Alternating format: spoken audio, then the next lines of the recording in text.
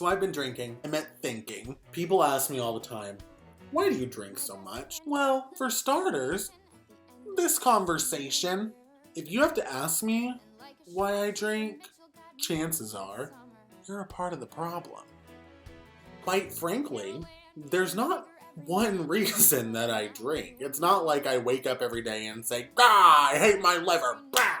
I don't do that. I just like my wine. Wine is like my decompressed drink. It's for me to unwind. That's why it's called winding down. Kids. I fucking hate kids. I don't like kids. I didn't even like being a kid. It was weird. It was a weird time in my life. People tell me all the time, you were a weird fucking kid. Well, excuse me. I'm kind of a wonder story. I was conceived while my mother was on birth control. And my father, well, he was Mexican, so it was bound to happen, but still. Another reason I drink, because of my family. I love my family, don't get me wrong. I can walk into my mother's house on a weekend, but there are 3 kids running around with no clothes on. My grandmother, who is very sick, is very sick. My mother is stressing out because she's got 1,000 things to do and she doesn't have time to do all of them. My brother is being a jackass because he's 18 and that's what 18-year-olds do. My other brother is weird. He's like one of those kids you would expect to be behind Columbine. I drink because people tell me they're gonna pray for me. There are a few things I don't try to hide from anyone. One of which is that I drink. The next of which is that I have a foul mouth. And there are so many things in the world I could be. I could be a murderer. I could be a rapist. I could be a Trump supporter. I could be anything awful. By the way, Mother, I hope you're watching this. I'm none of those things, so I drink a little. I'm not raping. I'm not murdering. I'm not trumping. I'm just having a glass of wine. L'chaim. So why is everybody so worried about me all the time?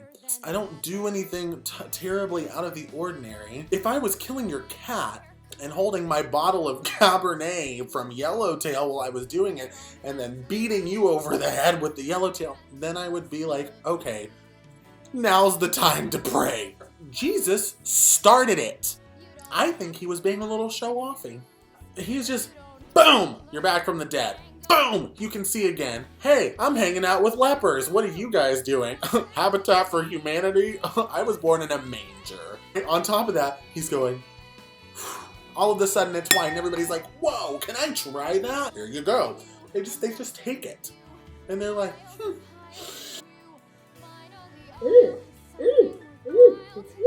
this is good stuff. Can we get some more of this, Jesus? Yeah, I just filled up the tub. Let's go have a party. And furthermore, God has bigger things to worry about than me. First of all, his son's an alcoholic. He told him, he said, Jesus, you better drive your ass down to AA and take care of this right now. Jesus said, listen, I want to. It sounds like a good plan in theory, but the thing is, I've already been drinking, and I can't drink and drive to AA because that, I think, just defeats the purpose.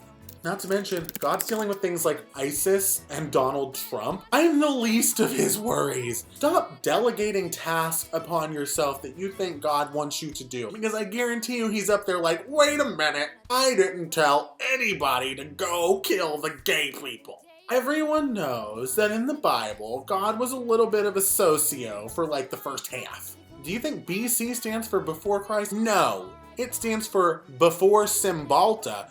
I drink for a lot of reasons, so if you feel like you have to pray for me because I'm drinking, here's a little nugget of information for you. Maybe if you stop spending so much time praying for me based on the way that you think that I should be living my life, you might have time to do things that are, I don't know, a little bit more enjoyable, and you might realize, hey, maybe he's on to something. Think of what's past because we can do